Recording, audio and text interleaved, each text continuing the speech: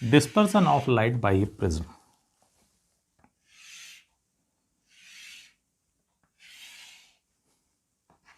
ये हमने लिया है एक प्रिज्म। जब किसी प्रिज्म पर श्वेत प्रकाश यानी व्हाइट लाइट, सूर्य का प्रकाश आपतित होता है तो प्रिज्म से अपवर्तन के पश्चात वो अपने 7 रंगों के अवयवों में टूट जाता है।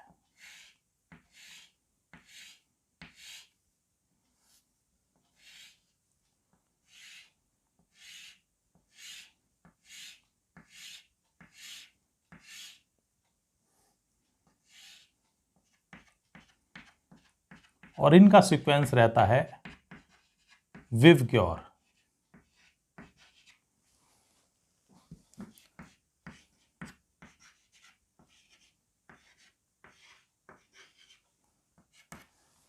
तो जब व्हाइट लाइट किसी प्रिज्म पर आपतित होती है तो प्रिज्म से अपवर्तन के पश्चात वह अपने 7 रंगों के अवयवों में टूट जाती है और यही घटना कहलाती है प्रकाश का वर्ण विक्षेपण। विवग्योर, वी फॉर वायलेट यानी बैंगनी रंग, दैट इज इंडिगो आसमानी, और that is blue, green, yellow, orange and R for red. तो इस प्रकार से इन 7 रंगों के अवयवों में विभक्त हो जाती है और यही घटना कहलाती है प्रकाश का वर्ण विक्षेपण।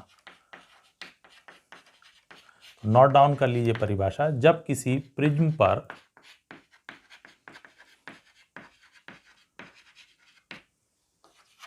श्वेत प्रकाश आपतित होता है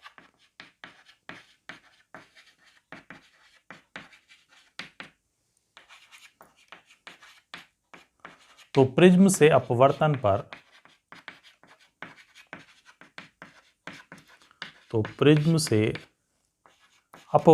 पर वह अपने 7 रंगों के अवयवों में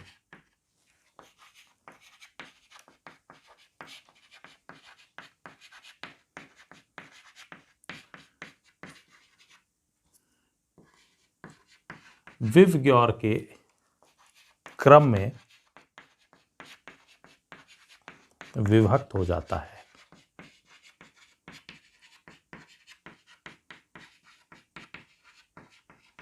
और यह घटना प्रकाश का वर्ण विक्षेपण कहलाती है।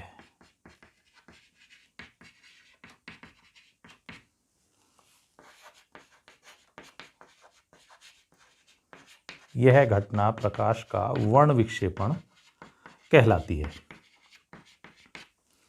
अब बात आती है कि अगर ये इस क्रम में टूट रहा है तो इसके टूटने का कारण क्या है, क्यों वो प्रिज्म से गुजरने पर अपने 7 रंगों के अवयवों में विभक्त हो जाता है।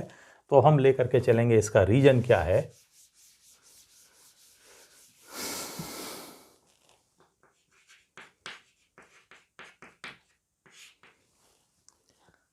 जो हमारा पदार्थ, जिस पदार्थ का प्रिज्म मिल करके बना हुआ है उसका अपवर्तनांक अलग अलग रंगों के प्रकाश के लिए अलग अलग होता है। वायलेट कलर के लिए इसका अपवर्तनांक सबसे ज़्यादा है और लाल रंग के लिए इसका अपवर्तनांक क्या होता है, सबसे कम। तो इसीलिए बैंगनी रंग अपने मार्ग से सबसे ज़्यादा विचलित होता है और लाल रंग का विचलन सबसे कम होता है। इसी कारण प्रिज्म जब से गुजरता है व्हाइट लाइट तो उसके सारे अवयव अलग अलग एंगल से, अलग अलग कोणों से विचलित होते हैं और वो अपने अवयवों में विभक्त हो जाते हैं। तो इसका कारण है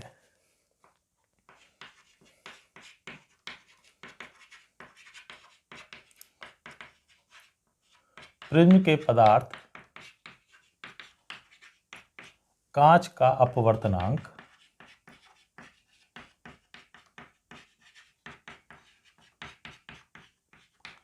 भिन्न भिन्न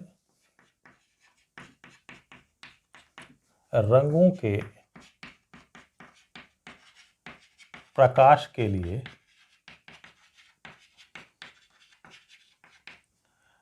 भिन्न भिन्न होता है।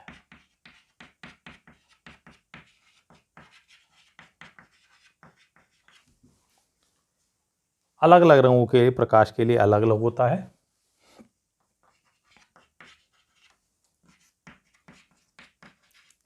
लाल रंग के लिए यह अपवर्तनांक सबसे कम व बैंगनी रंग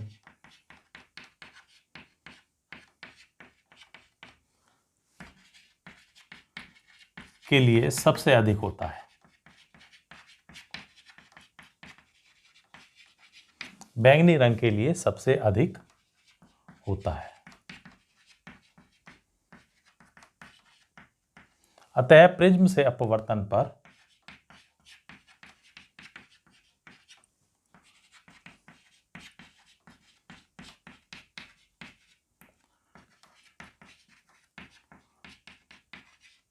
लाल रंग के प्रकाश का विचलन सबसे कम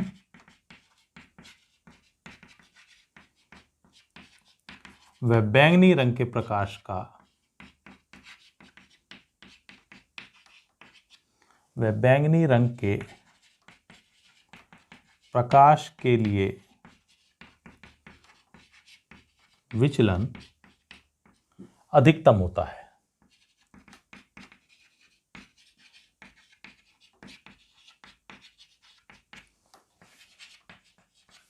तो ये कारण है हमारा विचलन के लिए। और एन वी सबसे ज़्यादा है, एन आर सबसे कम, इसीलिए डेल्टा वी जो विचलन है वो सबसे ज़्यादा है। और लाल रंग के लिए विचलन कोण सबसे कम। ये है आपतित किरण।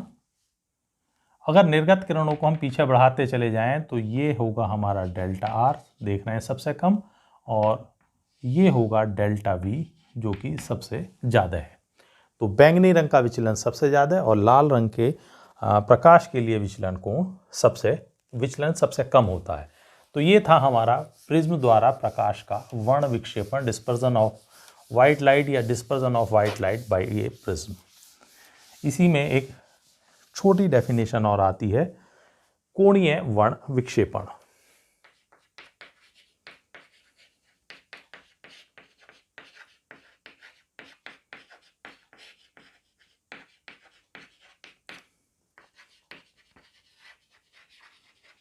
Angular dispersion.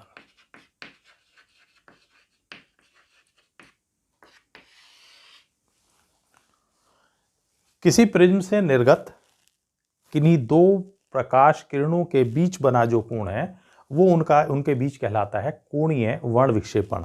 सामान्य रूप से लाल और बैंगनी के लिए हम रिप्रेजेंट करते हैं तो उन्हीं के रूप में इनको लिख देते हैं। तो प्रिज्म से प्रकाश के वर्ण विक्षेपण के पश्चात निर्गत किन्हीं दो किरणों के बीच बना कोण उनके लिए क्या कहलाता है, उनके बीच वर्ण विक्षेपण कहलाता है। तो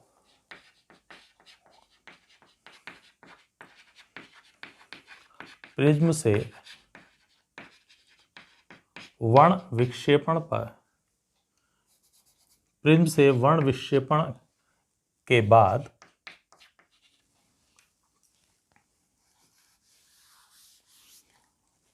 प्रिज्म से वर्ण विक्षेपित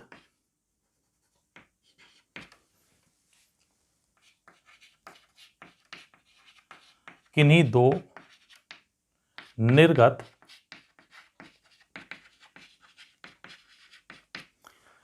किन्हीं दो रंगों की निर्गत प्रकाश किरणों के बीच बना कोण उनका कोणीय वर्ण विक्षेपण कहलाता है। उनका या उनके लिए कोणीय वर्ण विक्षेपण कहलाता है। इसे हम थीटा से रिप्रेजेंट करते हैं। तो प्रिज्म से निर्गत लाल व बैंगनी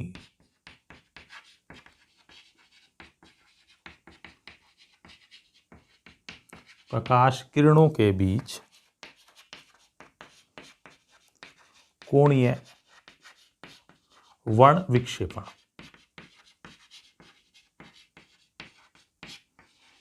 थीटा बराबर होगा delta we minus delta r.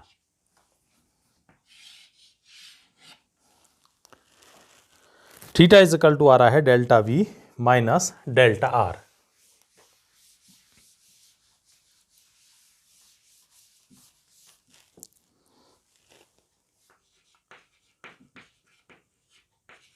अभी हमने फार्मूला देखा था पतले प्रिज्म के लिए, डेल्टा इज इक्वल टू होता है n minus one into A. तो उसी के अनुसार delta v is equal to होगा n we minus one into A तथा delta r is equal to होगा n r minus one into A. Thin prism पतले प्रिज्मों के लिए रिलेशन है, तो इसीलिए अगर यहाँ हम सब्स्टिट्यूट कर दें तो theta is equal to delta v means n b minus one into A और minus N r minus one into A. दोनों में से ए कॉमन ले लीजिए, n we minus one minus N R और माइनस माइनस प्लस वन हो जाएगा, minus plus cancel, तो थीटा इज इक्वल टू आ जाता है N V minus N R into A. ये है हमारा कोणीय वर्ण विक्षेपण। Theta is equal to N we minus N R into A या theta is equal to delta we minus delta R. ये है कोणीय वर्ण विक्षेपण। इसी से एक और डेफिनेशन इंट्रोड्यूस होकर आती है, प्रिज्म जो हमारा बना हुआ है जिस मटेरियल का, उसके पदार्थ की वर्ण विक्षेपण क्षमता। तो किसी पदार्थिक माध्यम की या प्रकाशिक माध्यम की वर्ण विक्षेपण क्षमता, तो इसको हम लेकर के चलेंगे। तो नेक्स्ट टॉपिक लेकर के चलते हैं हम।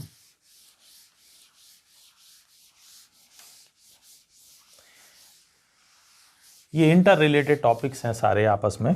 तो नेक्स्ट टॉपिक है किसी प्रकाशिक माध्यम की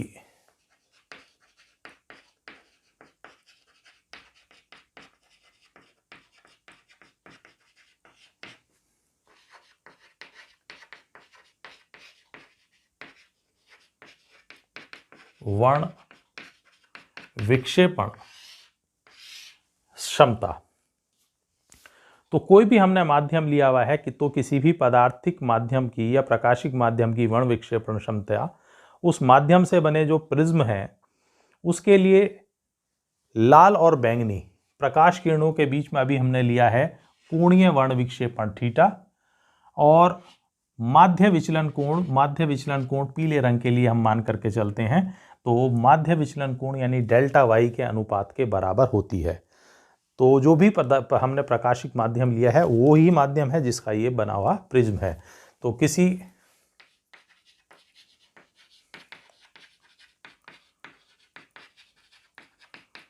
प्रकाशिक माध्यम से बने प्रिज्म के लिए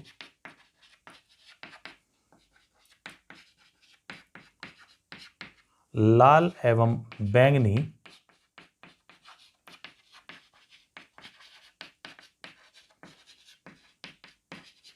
प्रकाश किरणों के बीच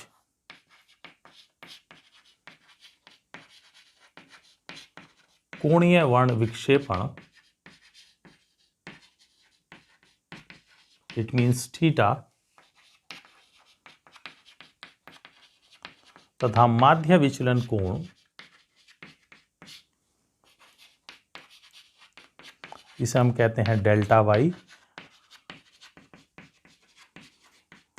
के अनुपात को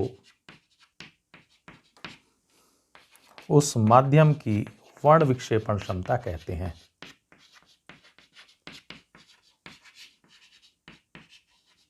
उस माध्यम की वर्ण विक्षेपण क्षमता कहते हैं। और इसको हम ओमेगा से रिप्रेजेंट करते हैं।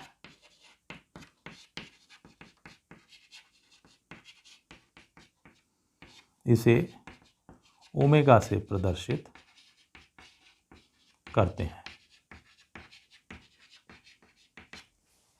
ठीक है। तो इसके लिए भी रिलेशन हम देखें क्या होगा।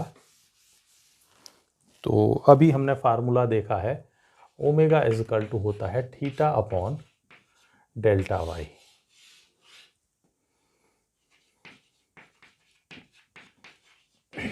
थीटा इज इक्वल टू है N V minus N R into A, और delta Y is equal to, जो पतले प्रिज्म के लिए अपवर्तन का सूत्र है उसी से देखें तो ये होगा delta V is equal to N, delta Y is equal to N Y minus 1 into A. ये ध्यान से समझ लें, वाई हमने लिया है माध्य विचलन कोण, जो पीले रंग के लिए लगभग हम मानकर चलते हैं, इसीलिए इसके लिए हमने डेल्टा वाई टर्म यूज़ किया है। अब ये दोनों वैल्यूज़ यहाँ सब्स्टिट्यूट कर दी जाएँ तो omega is equal to theta, और थीटा की जगह रख रहे हैं हम N we minus N R into A, और डेल्टा वाई की जगह रख रहे हैं N Y minus 1 into A. दोनों तरफ ए जस्ट कैंसिल, तो हमारे पास फार्मूला जाता है N V minus N R और बटे एन वाई माइनस 1। तो ये है उस पदार्थिक माध्यम की वर्ण विक्षेपण क्षमता जिससे प्रिज्म मिलकर के बना हुआ है। इट मीन्स सिंपली ये कांच की वर्ण विक्षेपण क्षमता ली गई है जिससे हमारा प्रिज्म मिलकर के बना है।